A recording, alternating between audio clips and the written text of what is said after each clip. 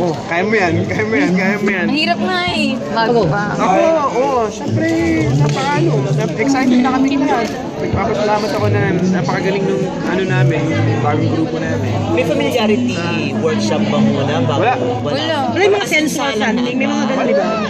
Wala na. Hindi mo ba nailang? Kung sa matagal ka hindi gumagawa ng mga medyo mga sensual scenes, mga sex, mga ganyan. Hindi, medyo nagtatawanan lang kami ni Mole. Medyo syempre nailang kaming dalawa ng konti. Kasi first time di ba? Like first time. It's with me. I think, sorry kailangan yata ni...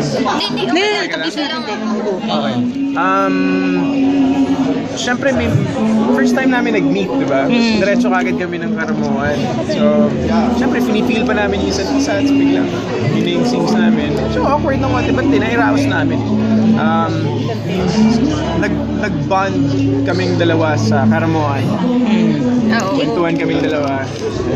Nagbabad kami dun sa lobby ng hotel para makapagkwentuhan, ganyan. That was the best that we could do. Right. Ikaw, yung love scene, di ba na ilang? Kasi... Hindi naman po. I'm very comfortable with it. And, Ganun lang naman ako ganun siya.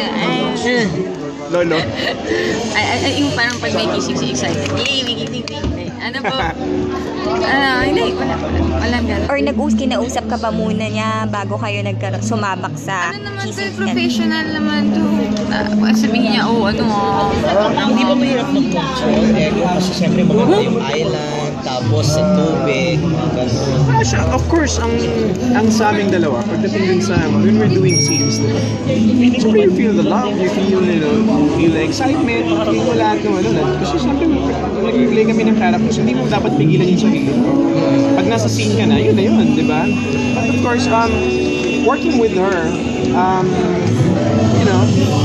parang gave us the opportunity to be friends, di ba? So, enjoy namin yung beach. So, siyempre, pareho kami mahilig sa beach, mahilig din siya sa mga kung ano-ano mga bagay. So, it's good to share a lot of things in common with the person that you work with. Alam ng wife mo yung... Pinaalam mo ba to? Yung alam ba ng wife mo yung mga ganitong scene? Balik ulit tayo doon. Kasi si Kim would be... Papagalitan ako noon kung half-baked ako sa trabaho. Okay. She's the type. We're both in a relationship and I know her boyfriend. Magkakalala ko siyang boyfriend. Meron. RC, yung boyfriend mo is... Did you ask permission from him or hindi ba siya nagsiselos ng mga love scenes? With my work naman, hindi naman niya ako pinapakialam. Alam naman niya na trabaho lang talaga. And si Eko naman kilala din niya, si X. So, Hindi naman seloso, si boyfriend. Hindi naman, okay naman. Hindi ako threat. May instance ba? Namit mo na yung boyfriend. Magkakilala kami. Kilala niya. Producer even ko yung before. mami niya before. For Subject I Love You. Anong sabi ng boyfriend mo nung nalaman niya na si Echo yung makakatrabaho mo this time? Siya nga una ko sinabihan nung nalaman ko makatrabaho si Eko. Sabi niya, that's good. Sabi niya, say hi na lang. Send my regards. So walang instance na nagselos siya? Hindi naman siya supportive naman yan.